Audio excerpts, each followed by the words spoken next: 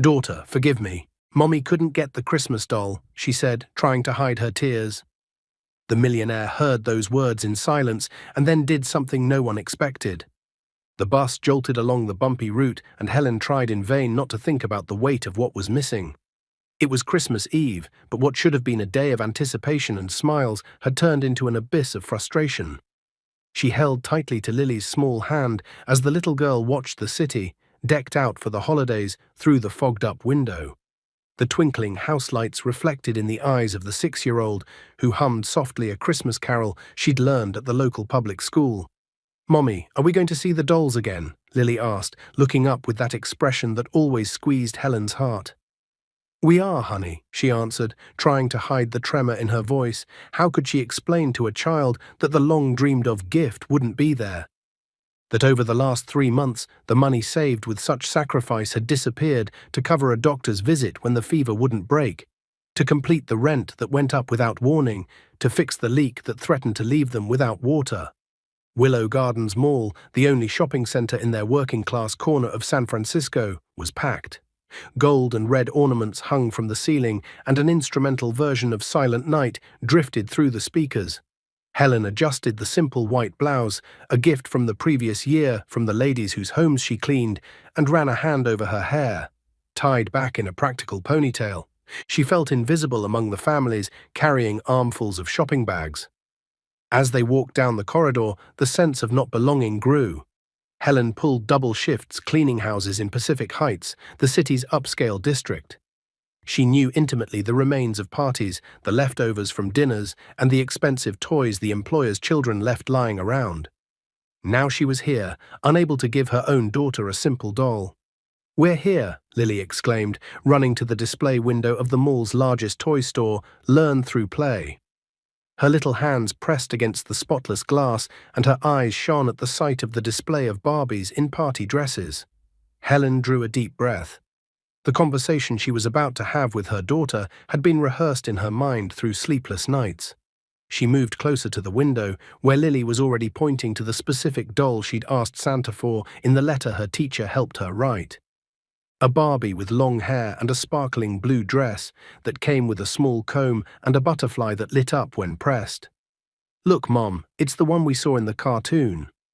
Remember the butterfly lights up?" Excitement overflowed in the child's voice. The store was full of children, some dazzled like Lily, others crying when they heard their parents say no. Harried salespeople wove among the shelves, and a sizable line had formed at the registers. Helen knew she wouldn't go in to buy. She had exactly $27 in her wallet, saved for the simple dinner she would make. Rice, cornbread stuffing, and a small bird she'd managed to get on discount at the neighborhood market. "Honey, come here," Helen called, stepping a bit away from the busy entrance and kneeling to be at her daughter's eye level.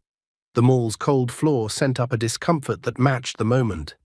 "We need to talk about the Christmas present." Lily stepped closer, the expectation clear in her smile that showed the gap of a newly lost baby tooth. Her blonde hair was tied into 2 uneven pigtails, thrown together in a rush by her mother before they left home. Helen took Lily's small hands in her own. Calloused from cleaning products, the words formed a knot in her throat. How to break the magic of Christmas, how to be the bearer of disappointment in the eyes of the person she loved most in the world. "Lily, my love, Mommy needs to tell you something very hard," she began, feeling the first tears well up. "Remember when you got sick last month and we had to go to the doctor?" The girl nodded, remembering the high fever that had kept her in bed for days. "And remember when our faucet broke and we were left without water?" Another solemn nod. "So, sweetheart, to pay for those things, Mommy had to use the money I'd been saving for your doll. You know the little stash I showed you I was putting aside?" Lily's smile began to fade gradually as understanding crossed her little face. "Forgive me, honey." Helen's voice faltered. A tear slid down her cheek, and she tried to wipe it away discreetly. "I couldn't get the doll. This Christmas there won't be a present because the money was used to take care of us, to have food, and to pay for where we live. Do you understand?" Lily's eyes filled with water, but she didn't cry. Instead, she did something that broke Helen's heart even more. She nodded solemnly, as if she understood the weight of the adult world. "It's okay, Mommy," she said in a small voice. The forced maturity in those words was like a knife in Helen's chest. It wasn't fair that a 6-year-old had to understand financial limits and make concessions. It wasn't fair that her daughter couldn't simply dream and believe in the magic of Christmas. Helen pulled Lily into a tight hug, hiding the tears that now fell freely. She felt her daughter's thin arms around her neck, and guilt mingled with the immense love she felt. Even disappointed, Lily tried to comfort her mother. Even without getting the present, she worried more about the adult's pain. "Next year we can try again, right?" Lily asked, pulling back from the hug and trying to smile despite her watery eyes. "Yes, my love. Next year we'll try again," Helen promised, knowing she might face the same situation next Christmas. A few yards away, standing amid the steady stream of last-minute shoppers, Ryan Mason watched the scene with an unreadable expression. Dressed in a perfectly tailored navy suit, he held a designer bag distractedly, while his gaze couldn't disengage from the interaction between mother and daughter. He had come into the mall only to buy a present for his niece, his younger sister's daughter. A task he considered tedious and had put off until the last possible moment. Amid the Christmas consumer chaos, that scene stood out as a moment of genuine human emotion. Ryan couldn't hear the words, but the body language said everything. The young woman kneeling, holding the girl's hands, the visible weight on her shoulders, the effort to contain tears, the way the child nodded with a maturity disproportionate to her age. Something in that scene plucked a string buried deep in his memories. Images of his own childhood began to surface, a time he worked hard to forget. His mother, Constance, had also been a single woman, fighting to raise him in precarious conditions in the Bayview district. He suddenly remembered a specific Christmas when he was 7, the remote control car he'd asked Santa for, and his mother's expression as she explained why he couldn't have it. The house-cleaning uniform she still wore when she got home that night, exhausted after a double shift. Hands rough from constant use of cleaning chemicals, hands that, despite fatigue, still held him before bed. Ryan blinked, returning to the present. He saw the woman stand, still holding the girl's hand. He noticed the simple faded jeans, the basic blouse, the hair tied back without fuss. She was the living image of his mother decades earlier. The girl gave one last look at the doll in the window before turning to follow her mother toward the mall exit. Something broke inside him. Without realizing it, he'd stood frozen for minutes, ignoring the phone buzzing insistently in his suit pocket. The CFO was certainly calling to discuss the multi-million-dollar acquisition they had closed that morning, a deal that would put his face on the cover of a major business magazine's January issue. But at that moment, Ryan wasn't the successful businessman, the relentless investor, the man with 3 assistants and a schedule booked months out. He was again the boy from Bayview, Constance's son, who watched his mother work miracles with minimum wage and a lot of creativity. He felt an inexplicable urgency. He couldn't let them leave like that. Ryan took a step toward the woman and child, then stopped. What would he say? How would he approach a stranger without seeming unhinged? Or worse, like someone with ulterior motives? He, who negotiated millions in boardrooms without hesitation, now found himself paralyzed at the prospect of talking to a single mom and her disappointed daughter. But then the girl looked back once more, and her eyes met Ryan's. In that brief second, he saw the early resignation, the hope being carefully tucked away so it wouldn't hurt her mother more, and he made a decision. Ryan walked with determined steps into the toy store, leaving indecision behind. He went straight to the shelf where he'd seen the doll the girl had wanted so badly. There were several versions of Barbie, but he noticed a specific one with a sparkling blue dress and a butterfly that looked like the main accessory. "Can I help you with, sir?" a saleswoman asked, noticing the suited man seemingly disoriented among dolls. "That Barbie, the one with the blue dress and the butterfly, does it have lights?" he asked, pointing to the shelf. "Yes, that's the Barbie Dreamtopia light-up wings, one of this season's hits," the saleswoman explained, pulling down a box. "Is it for your daughter?"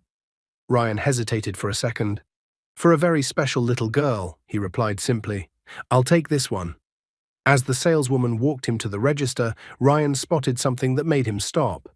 A small kit with extra outfits for the doll. "Please add that set too," he said, pointing to the kit. With the purchase wrapped and the card swiped, the amount barely registering for him, Ryan left the store and looked around the mall. Where had they gone? The woman and the girl had already disappeared from sight. Panic began to rise. He couldn't let them go like this. He quickened his pace, searching through the crowd of shoppers.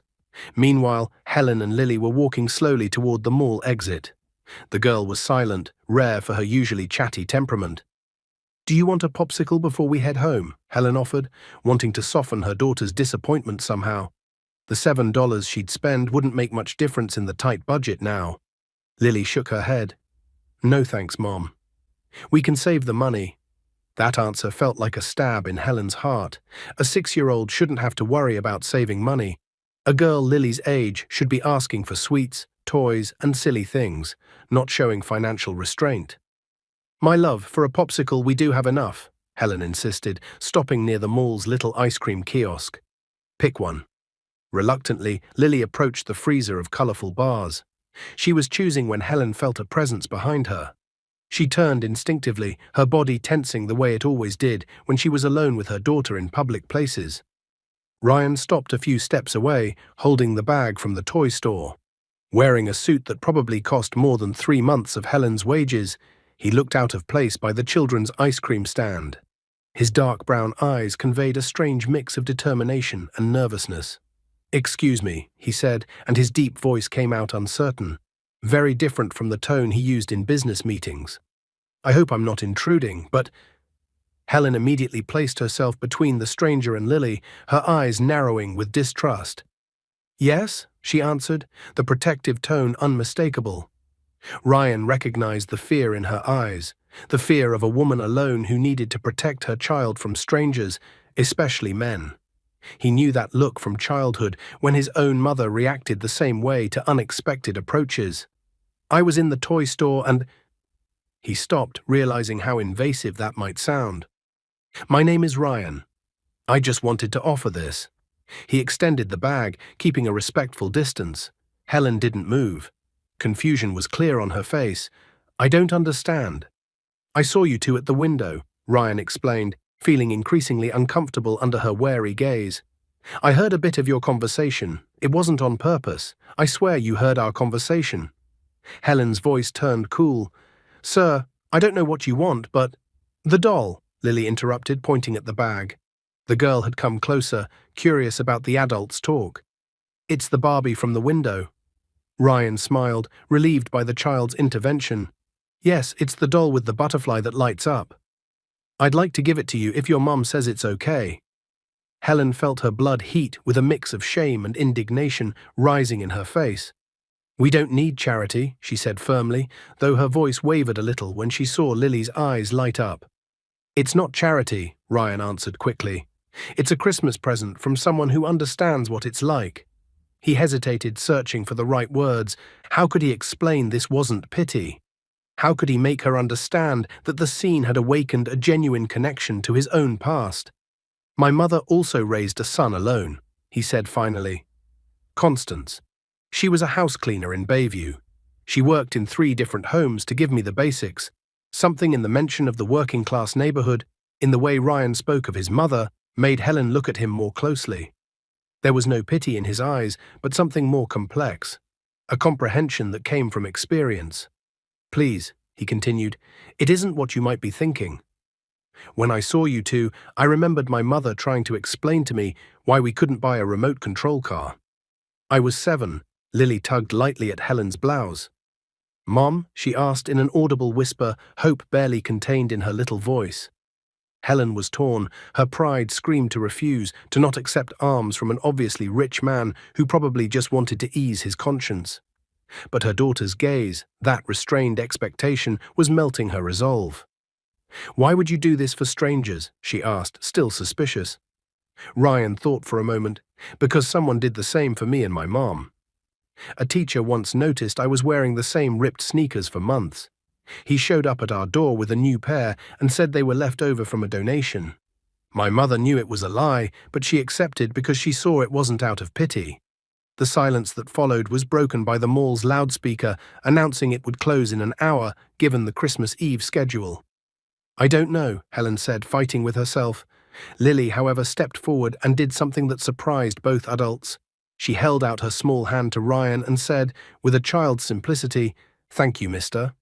Mommy explained she couldn't buy it because she had to pay for medicine and rent, but now you can be my Santa Claus. Tears returned to Helen's eyes, this time for a different reason. The purity of her daughter, the absence of pride or distrust, just sincere gratitude. Ryan knelt to be at the girl's level and handed her the bag carefully. "Then I'm Santa just for today. Okay? What's your name?" "Lily," she answered, already peeking into the bag. "And you're Uncle Ryan." He chuckled at the child's spontaneity. Helen watched the interaction, still uneasy but touched by the man's kindness. There was something in his gestures, in the way he kept a respectful distance, that didn't feel threatening. "Thank you," she said at last, the word almost catching in her throat. This means a lot to her. "Mom, look, there are extra outfits too," Lily exclaimed, pulling out the accessory kit. Ryan stood, smiling at the girl's joy. Then, as if remembering something important, he asked, "How are you getting home?" "It's getting late. By bus," Helen answered automatically. "We live at Riverbend Apartments."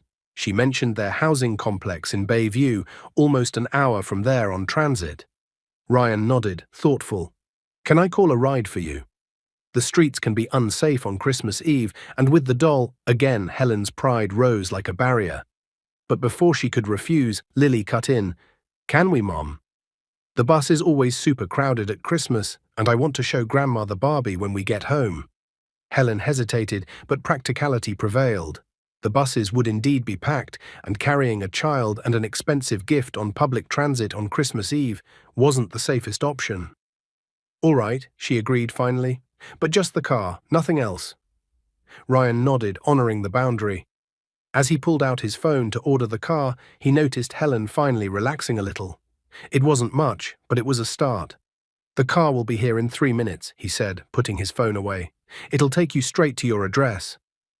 "Thank you, truly," Helen said. Gratitude finally overcame pride. This will make her Christmas special.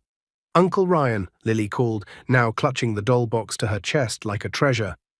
"Are you going to spend Christmas alone like us?" The innocent question caught Ryan off guard.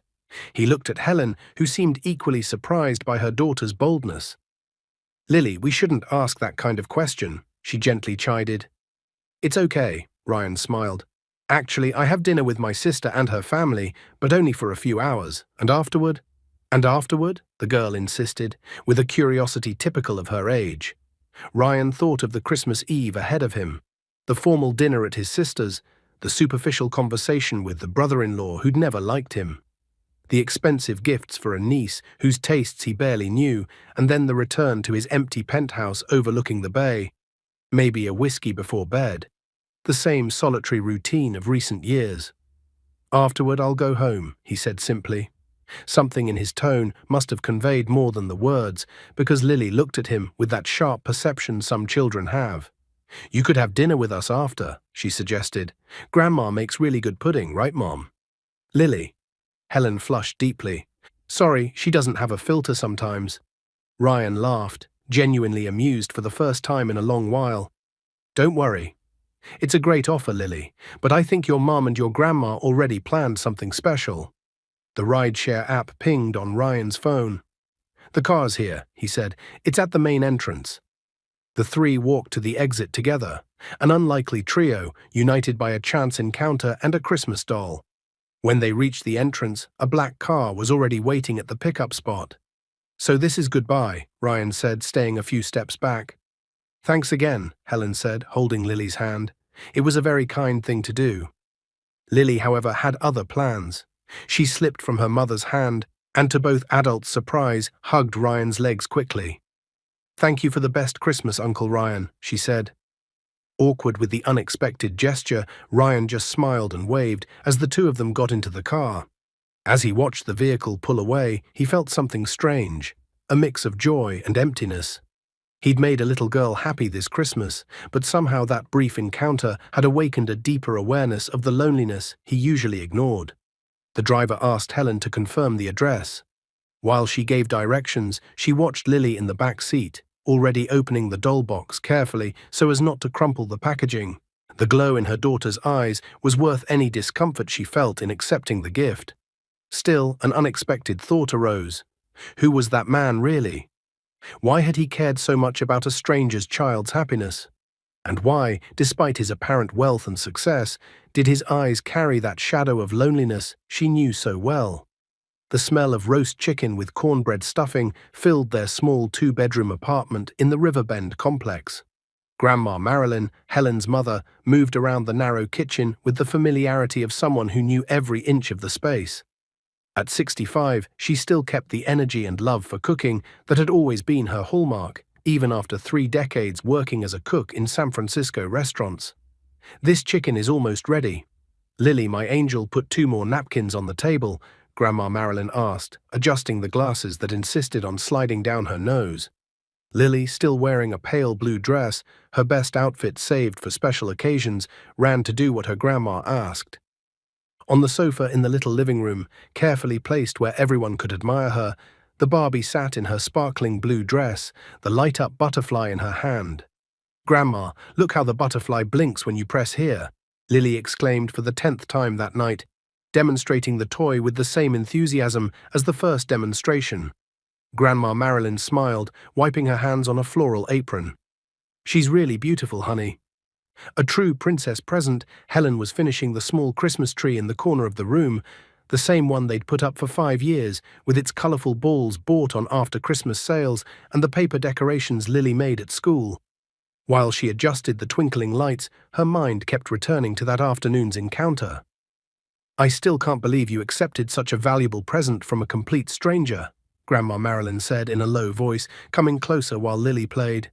"Back in my day." "I know, Mom," Helen interrupted gently. "I was suspicious at first too, but there was something different about him. He didn't seem to want anything in return." "Rich men always want something in return," the older woman replied with the wisdom of years observing life, especially when they approach single women with children. Helen sighed, setting one last ornament on the tree.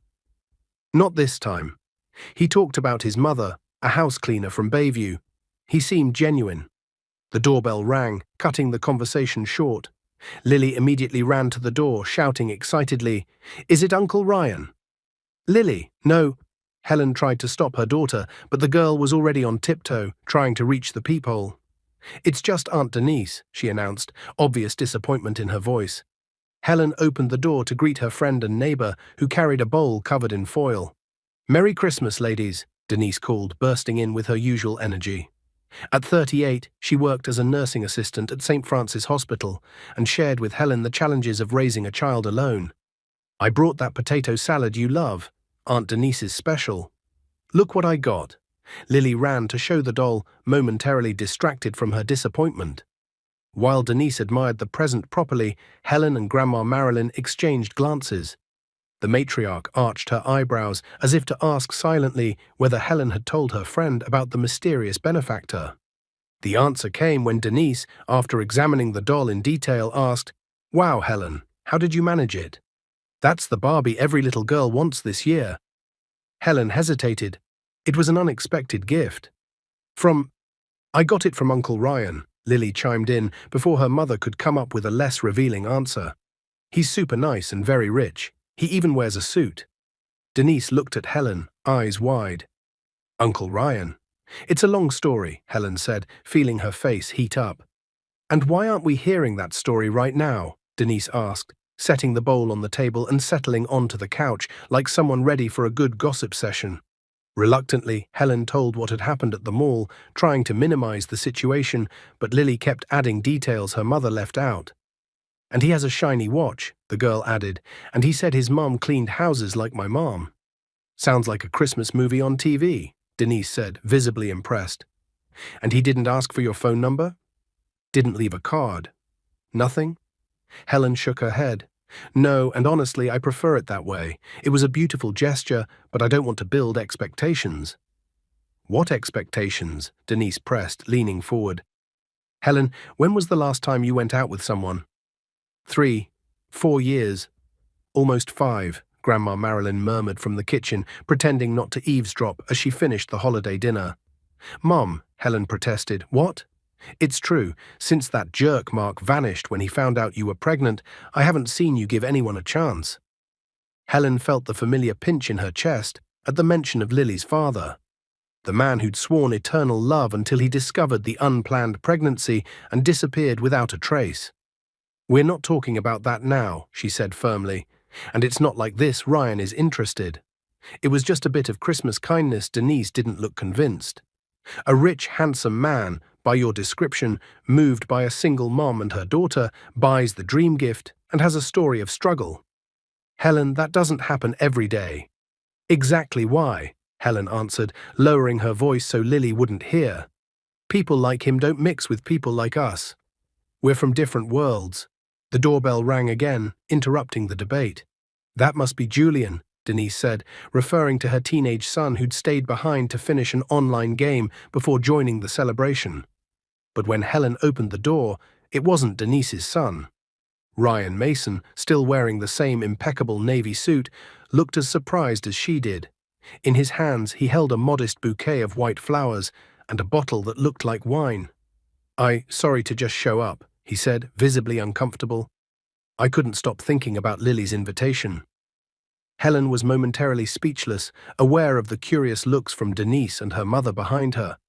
Before she could respond, Lily darted between her legs and hugged Ryan's legs. "You really came, Uncle Ryan," the girl exclaimed with genuine joy. "Come see, I put Barbie in the best place in the living room." Ryan shot Helen a questioning look, clearly waiting for permission to enter.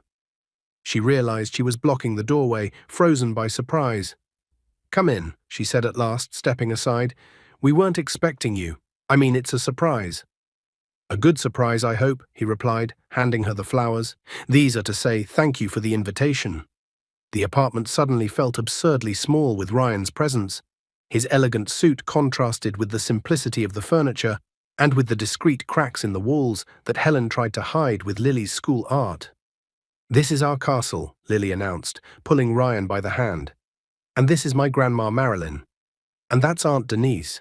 She works at the hospital and gives shots." Ryan greeted both women politely, seeming genuinely interested when Grandma Marilyn mentioned she had been a professional cook for years. The initial tension began to dissolve when the matriarch, always hospitable, insisted he join them for dinner. "The chicken's almost done and there's plenty of stuffing," she declared, already setting an extra place. "I don't want to impose," Ryan protested, though his eyes betrayed sincere interest in the aroma wafting from the kitchen. "I came just to wish you a Merry Christmas and to say thanks for the invite." "Nonsense," Grandma Marilyn exclaimed. "Christmas is for sharing. And from what Lily told us, you made our night very special." Helen watched the interaction with a mixture of fascination and apprehension. There was something disconcerting about seeing a man clearly used to luxury, seeming genuinely comfortable in her small apartment on the city's edge. "Was dinner with your sister good?" she asked, remembering the commitment he'd mentioned earlier. A shadow crossed Ryan's face. "It was formal, as always. My sister Claire married a tax attorney. They have a very traditional view of how Christmas should be." "And how should it be?" Lily asked, as direct as ever. Ryan smiled at the girl. In their view, specific silverware for each course, conversations about politics and the markets, and expensive gifts no one really wants. "Sounds boring," Lily concluded with the brutal honesty of children. To Helen's surprise, Ryan laughed openly. "Exactly, Lily. Very boring." The sound of Ryan's genuine laugh broke something in the air. Suddenly, he wasn't the mysterious rich stranger anymore. He was just a man seeking a little warmth on Christmas night. "Well, this is the opposite," Denise said, standing to help Grandma Marilyn. "Mixed-up silverware, conversations about soaps and neighbors, and simple presents that make eyes shine." "Sounds perfect," Ryan replied, and there was a sincerity in his voice that touched Helen. As they helped finish setting the table, Helen watched how Ryan interacted with Lily, answering patiently her 1,000 questions about where he lived, whether he had a dog, and why he wore wedding clothes on Christmas. There was no condescension in his answers, just genuine interest, as if a 6-year-old's questions were as important as any adult's. "Did you find the address easily?" Helen asked when she caught a moment alone with him while the others were busy in the kitchen. Ryan looked slightly embarrassed. I actually asked the rideshare driver for your address. I hope you don't mind. Under normal circumstances, Helen would have been alarmed at the idea of a stranger getting her address. But something about Ryan, maybe the way he looked her straight in the eyes when he spoke, maybe the kindness with which he treated Lily, softened her usual guard. Normally I would, she admitted, but it's Christmas, and you've already proved you're different from what I expected. Different how? He asked, genuinely curious. Helen thought for a moment. Less arrogant. When I first saw you in that expensive suit, I thought, here comes another playboy trying to do charity and cleanse his conscience. But you actually seem to care. Ryan looked down at his hands, a gesture that made him seem momentarily vulnerable. My mother always said we can lose everything in life, money, status, possessions, but we must never lose the ability to put ourselves in someone else's shoes, he said, his voice softened by memory. I think today was the first time in a long while I really listened to her. Christmas dinner at the little rectangular table in the Carter's apartment had a warmth Ryan hadn't felt in years. Grandma Marilyn presided with a matriarch's natural authority, serving generous portions of roast chicken, cornbread stuffing, and the potato salad Denise had brought. To everyone's surprise, Ryan was perfectly at ease with the mixed-up silverware and the repurposed jelly glasses serving as cups. So, Ryan, what exactly do you do? Denise asked as she helped herself to more stuffing. Julian, her 14-year-old son, had arrived minutes earlier and now watched their guest with barely disguised teenage curiosity. Ryan dabbed his lips with a paper napkin. I'm in real estate. Started small with one property and gradually expanded. Real estate like an agent? Julian asked, finally entering the conversation. At first, yeah, Ryan smiled. I sold a lot of condos with floor plans and catalogs under my arm. Now I have a development company. We build and renovate. Helen watched the exchange with growing interest. There was a simplicity in the way Ryan talked about his success. No bragging, none of the arrogance typical of the self-made men she occasionally encountered in the homes where she cleaned. And how does a kid from Bayview become a successful businessman? Grandma Marilyn asked, always direct. That can't have been easy. A shadow of feeling crossed Ryan's face. It wasn't, Mom. My mother worked miracles with very little. She kept me in school when many friends dropped out to work. I had luck too. A high school teacher who believed in me and helped me get a scholarship in engineering. Engineering? Julian exclaimed, eyes lighting up. That's what I want to do. Great choice, Ryan said sincerely. It was my first step. I worked days at a construction firm and studied at night. Lily, who had been quietly absorbing the adults' conversation while eating her chicken, suddenly cut in. Is your mum proud you're rich now? Helen nearly choked on her juice. Lily. Ryan, however, didn't seem offended. He looked at the girl with a wistful smile. My mum was very proud when I graduated. She was the happiest person there. But she didn't get to see me like I am today. The tone of his voice conveyed what he didn't say. Constance was gone. A respectful silence settled over the table. I'm sure she'd be very proud, Grandma Marilyn said softly, not for the money, but for the man you've become. Ryan thanked her with a nod, visibly moved. Helen realized that, despite the expensive suit and the apparent sophistication, there was a genuine vulnerability in him when it came to family. Who wants pudding? Grandma Marilyn asked, skillfully breaking the tension. I made it with my mother's special recipe. As dessert was served, the conversation flowed to lighter topics. Ryan spoke about his work trips, Denise told funny hospital stories, and Julian shared his plans for the winter break. There was an unexpected familiarity, as if Ryan were an old friend finally coming back after a long absence. After dessert, as the night wore on, Julian insisted on showing Ryan the mobile game he dominated. On the couch, the teen animatedly explained strategies, while the businessman showed genuine interest, not the condescending kind adults often have toward teen hobbies. From the little kitchen, where she helped her mother with the dishes, Helen watched, feeling a strange mix of emotions. He seems like a good man, Grandma Marilyn murmured, following her daughter's gaze. Polite, without that stuck-up nose of the rich. Helen only nodded, uncertain what to think. It had been easier when she could simply categorize Ryan as a well-intentioned stranger or a rich man flaunting generosity. Seeing him interact so naturally with her family, laughing at simple jokes, eating chicken with his hands when he thought no one was looking.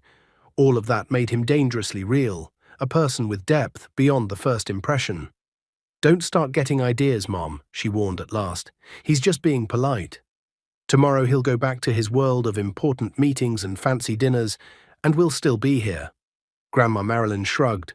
"Who said I'm getting ideas? I only said he seems like a good man, rare these days." In the living room, Denise checked the time and announced she had to go. "I've got a 7 a.m. shift," she said, gathering her things. "Julian, let's go." The teen said a reluctant goodbye to Ryan, who promised to continue their engineering talk another time. "I should go too," Ryan said, standing. "I've already overstayed my welcome."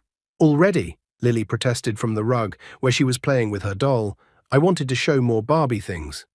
"Another day, sweetheart," Helen promised, placing her hands on her daughter's shoulders. "It's late, and Uncle Ryan must be tired." Ryan glanced at his watch, discreet but clearly valuable.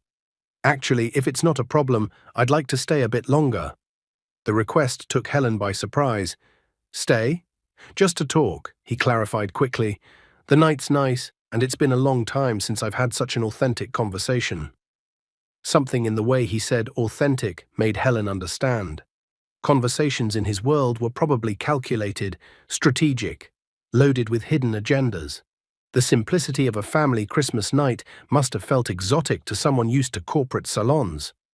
"Well, I'm going to turn in," Grandma Marilyn announced, after exchanging a meaningful look with Denise. "I'm too old for all-nighters." "It was a pleasure meeting you, Ryan." "The pleasure was mine, Mom." "Dinner was magnificent," he said sincerely. "I haven't had stuffing this good in years."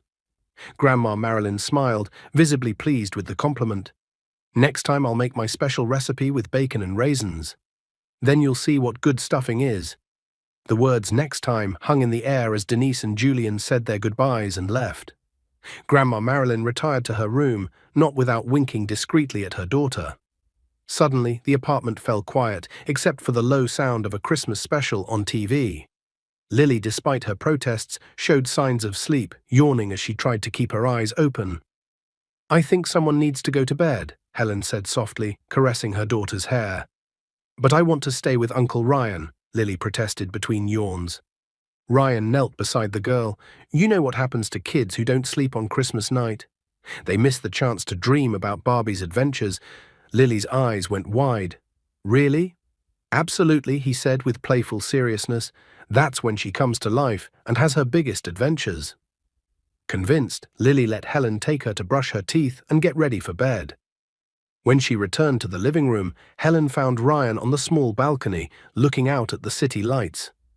The apartment complex, built decades ago, offered a modest but interesting view of the starry sky beyond the San Francisco Bay.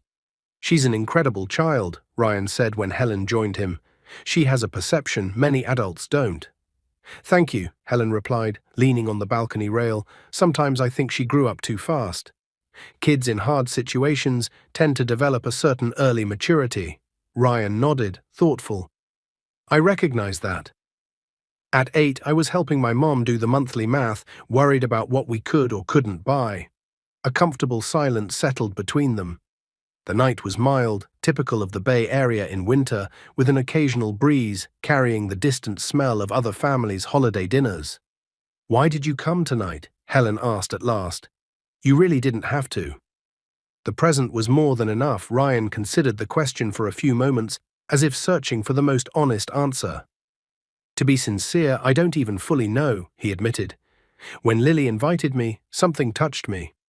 And after the formal, distant dinner at my sister's, where we talked about stocks and politics for 2 hours, I just felt I needed something real." "Something real," Helen repeated, perfectly understanding what he meant. "My life has become a sequence of meetings, commitments, and appearances," Ryan went on. "Somewhere along the way, while building this success," he hesitated on the word, as if questioning its meaning, "I lost the connection to what really matters." Helen watched his profile against the night sky. There was a melancholic beauty in his features, the kind that came not just from appearance, but from inner depth, from someone who carried stories and scars invisible to most eyes. "And what really matters?" she asked. Ryan turned to face her, and the intensity in his gaze made Helen feel a sudden warmth creep up her neck. Family, he said simply. Genuine connections. People who care about you for who you are, not for what you have or can offer. The words touched Helen deeply. For the first time, she saw beyond the rich man in the elegant suit. She saw someone lonely, seeking something money couldn't buy. "Well, you're welcome to come back," she said, surprising herself with the invitation. "Lily would love it, and my mom clearly approves of you." Ryan smiled, and there was a lightness in his expression that hadn't been there before. "I'd like that very much, if it's not an imposition." "It's not a palace, as you've surely noticed," Helen joked, motioning toward the modest apartment behind them. "But it has what you say matters." "Exactly," he replied, his eyes meeting hers with a sincerity that made Helen's heart speed up inexplicably. Suddenly, both realized how close they'd gotten during the conversation. Helen stepped back a little, abruptly aware of the intimacy of the moment. "It's getting late," she said, trying to ignore the sudden nerves. "You must have a long drive home." Ryan nodded, respecting the space she had set. "Yes, I live up in Pacific Heights." "Figures, right?" Helen smiled. "I clean a lot of houses up there. Maybe we've crossed paths without knowing." Ryan answered, smiling too. As he prepared to leave, they exchanged numbers to plan the next time, as Ryan put it, with a careful, deliberate effort not to push or suggest more than a budding friendship. At the door, as they said goodbye, there was a moment of hesitation. That pause loaded with unspoken possibilities. Ryan chose a simple wave, respecting invisible boundaries, but his eyes communicated more than words could. "Thank you for the best Christmas I've had in years," he said finally. "Thank you for my daughter's happiness," Helen replied.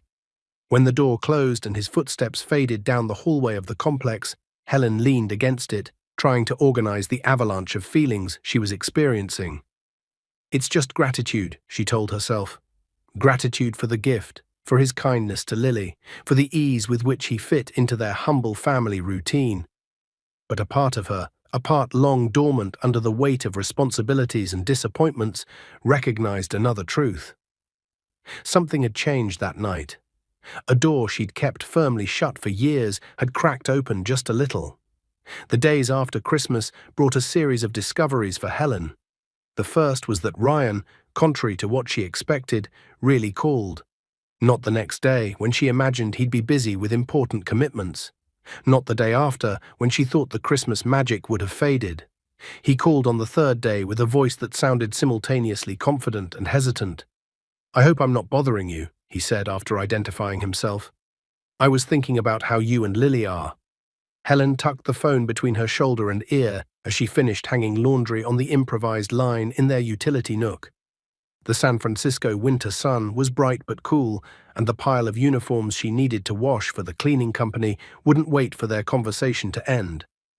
"We're good," she answered, trying to sound casual. "Lily won't stop playing with the Barbie. I don't think I've ever seen her this happy with a present." The conversation flowed with unexpected ease, Ryan talking about his projects for the start of the year, Helen describing Lily's little vacation adventures. When he finally got to the point, Helen had finished hanging all the clothes and sat on the little kitchen stool. "I was thinking you two might like to go to Golden Gate Park this Sunday. There's that monthly craft fair, and I thought Lily might enjoy it." The mention of the park by the bay, one of the city's most beautiful and popular spots, made Helen hesitate. It wasn't an invitation to an expensive restaurant or a fancy event. It was simple, accessible, a place she occasionally took Lily when she could get a Sunday off.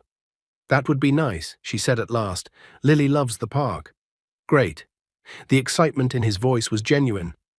"Can I pick you up around 10? I was thinking we could have a picnic too, if that sounds good." When she hung up, Helen sat for a moment, staring at the phone with a thoughtful expression. Grandma Marilyn, who had followed the conversation while pretending to read an old magazine, looked up with a barely concealed smile. "So Prince Charming really called," the older woman said, adjusting her glasses. "Told you he wasn't like the other rich guys." "Mum, don't start," Helen warned, though she couldn't suppress a small smile. "It's just a day at the park. He probably feels responsible for us after that Christmas Eve." "Responsible?" Grandma lifted her eyebrows. Honey, men don't invite women to picnics out of responsibility. Sunday arrived with a surprisingly blue sky, one of those rare January mornings when the air felt crisp but gentle. Helen combed Lily's hair, braiding it into two side braids, while the girl chattered non-stop about what she would show Uncle Ryan at the park. And there are swans on the lake, Mom. Do you think he's seen swans? And the man who makes balloon animals, will he buy one for me? Lily, Helen interrupted gently, remember what we talked about. Uncle Ryan's already been very kind to invite us. We shouldn't be asking for things, okay? The girl nodded solemnly, though her eyes still shone with expectation. Helen finished packing the small backpack, sunscreen, water, a light sweater, when the doorbell rang. Exactly at 10. Punctuality was the second discovery about Ryan. He was precise, never a minute more or less. The third discovery waited at the door. When she opened it, Helen needed a few seconds to recognize him. Ryan was almost unrecognizable in his casual version. Lightweight shorts, a plain t-shirt, running shoes, and a cap shielding his face from the sun. He looked younger, more approachable, and definitely more nervous than the confident man in a suit she had met on Christmas Eve. Am I dressed okay? He asked, noticing Helen's appraising look. I realized you've never seen me without a suit. I hope I didn't overdo the casual. Helen laughed, genuinely amused. You're perfect for the park. You look like a different person, Uncle Ryan, Lily cried, rushing to hug his legs, already chattering about swans and balloons and 1,000 park attractions. The drive to Golden Gate Park was the fourth discovery. Ryan didn't show up in a luxury, intimidating car, as Helen had secretly expected. Instead, he drove a recent, comfortable but discreet mid-size sedan. I figured something less flashy would be better for a Sunday in the park, he said, as if reading her thoughts.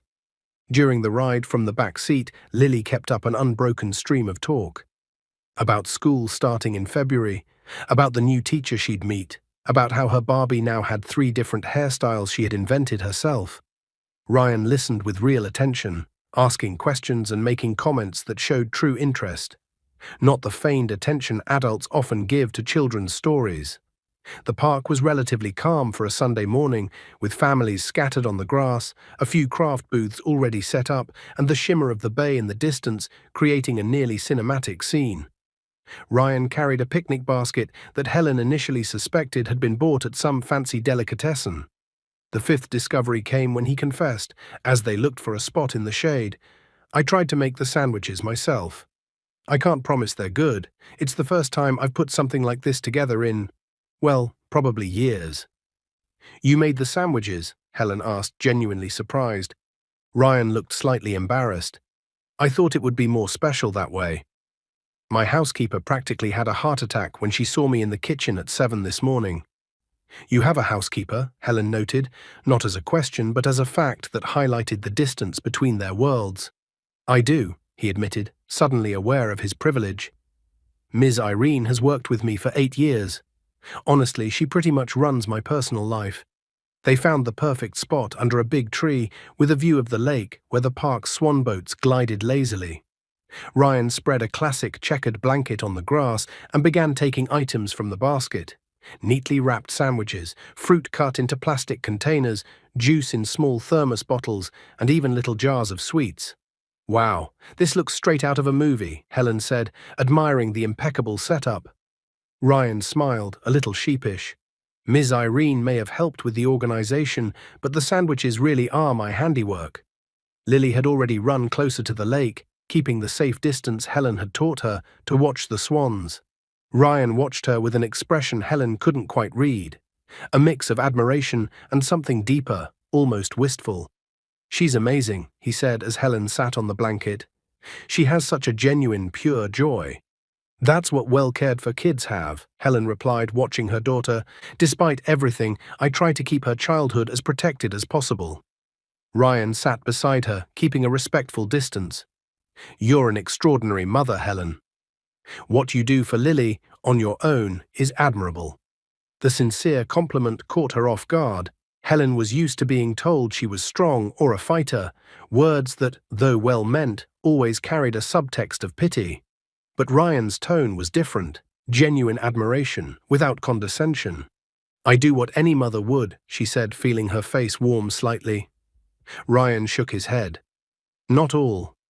Believe me, I see a lot of wealthy families where kids have everything, except their parents' attention. Lily has something far more valuable."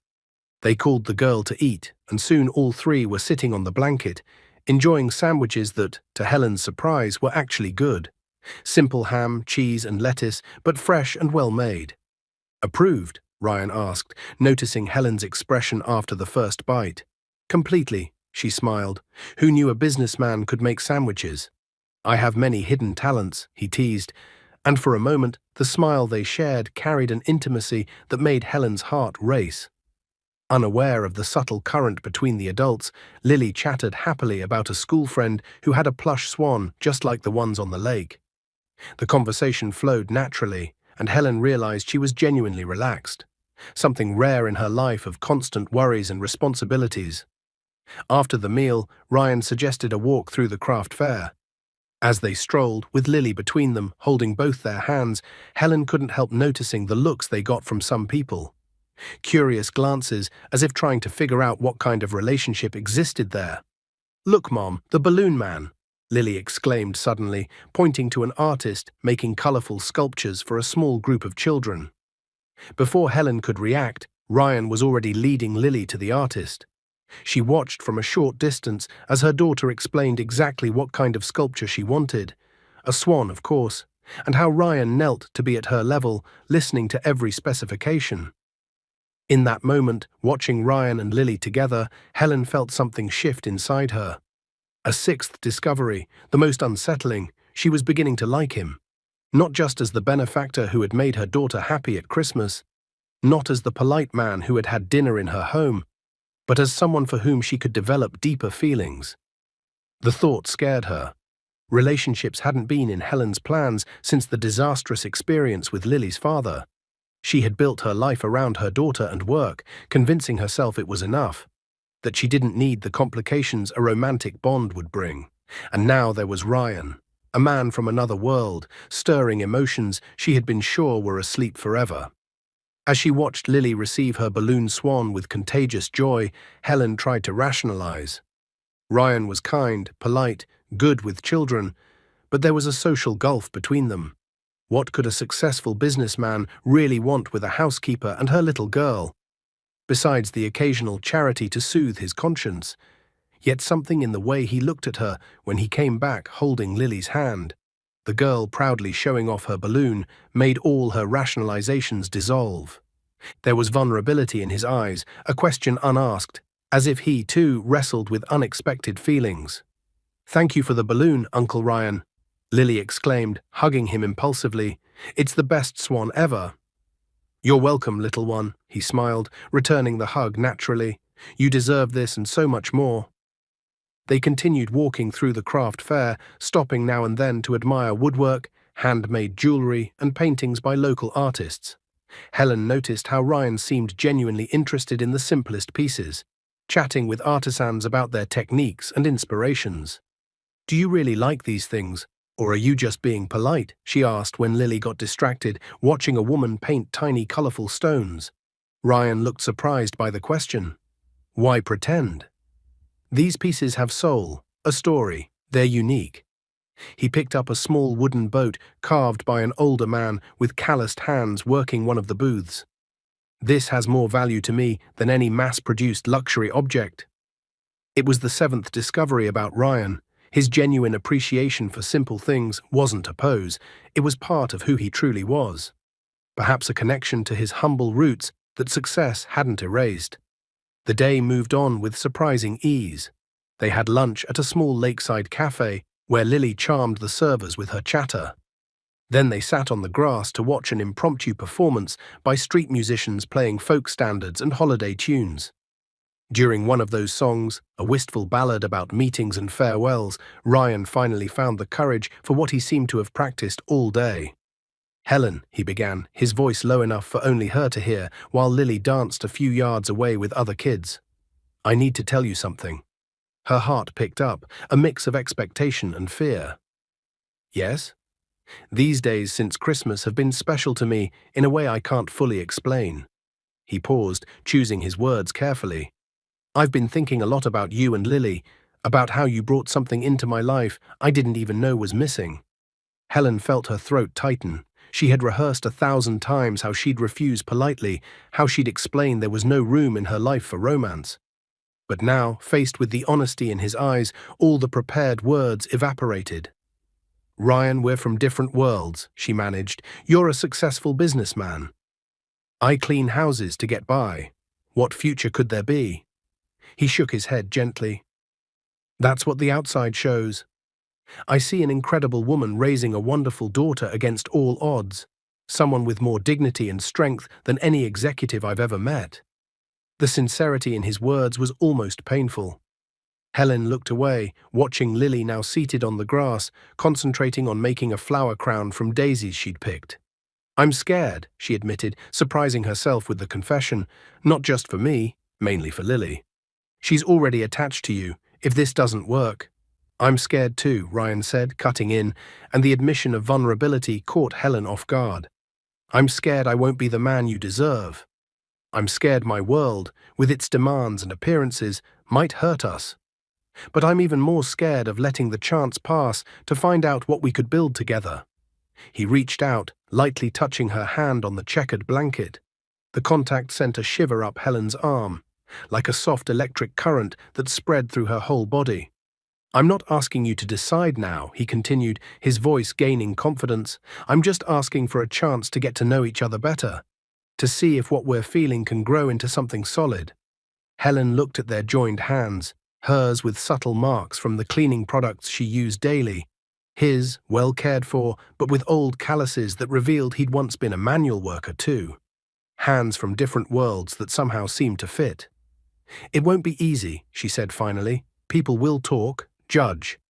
Your family, your friends. Let them talk, Ryan answered with surprising firmness.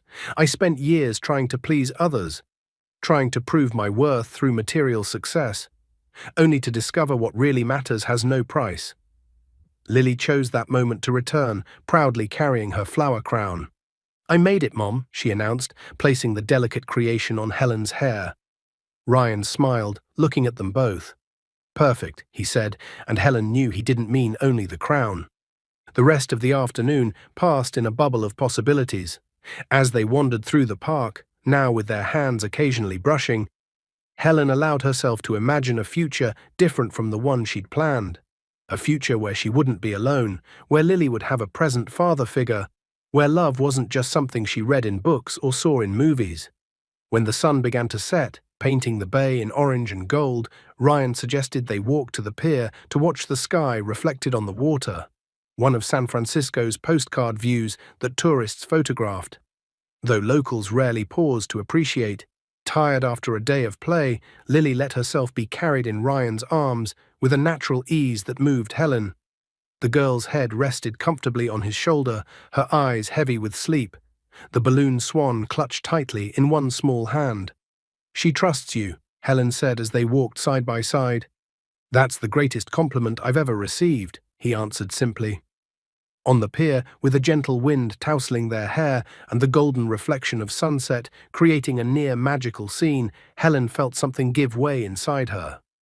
The last barriers around her heart began to crumble. Ryan sensed the change. He saw something different in her eyes. With Lily asleep in his arms, he leaned in slowly, giving Helen all the time in the world to pull back, to say no. She didn't. When his lips touched hers softly, it was as if a final piece clicked into a puzzle she hadn't known she was assembling. The kiss was brief, respectful, but laden with promises. That was, he began when they parted. Unexpected, Helen finished, an involuntary smile forming on her lips. But right. Lily stirred in Ryan's arms, murmuring in her sleep. He adjusted his hold so she'd be more comfortable, the automatic gesture of someone who already cared deeply for the child. She asked me yesterday if you could be her dad, Helen confessed, the words escaping before she could stop them. Ryan seemed momentarily speechless, emotion clear in his eyes. And what did you say? He asked at last. I said that's not how it works, that we need time, Helen answered, remembering the nighttime talk with her daughter. But she said she'd asked Santa already, and he answered her Christmas wish with the doll. So maybe… Helen's voice broke, emotion making it hard to go on. Ryan stepped forward, wrapping both Helen and Lily in a careful embrace, forming a protective circle around them. Maybe she's right, he murmured into Helen's hair. Maybe some Christmas magic is real. Helen closed her eyes, letting herself absorb the moment, the warmth of the hug, the soft sound of Lily's breathing, the faint scent of the bay mixed with Ryan's understated cologne. For so long, she had convinced herself that surviving was enough, that her life would always be about struggle and endurance. Now, for the first time in years, she allowed herself to dream of something more. "Let's take it slow," she said when they finally stepped apart. "One day at a time, there's all the time in the world," Ryan agreed, "but I want you to know something."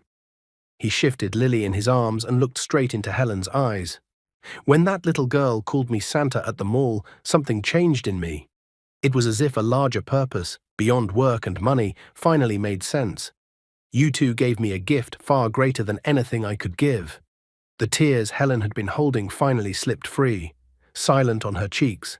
They weren't tears of sadness or fear, but a complex new emotion. Hope mixed with gratitude, fear entwined with possibility. "The three of us," she said at last, touching Lily's sleeping face and then Ryan's. "Maybe we can be a family." "Maybe. Maybe," he repeated. Then, with a smile that lit his eyes in a way Helen had never seen before, or rather certainly. The sun had dropped below the horizon, but the sky still held a gentle glow.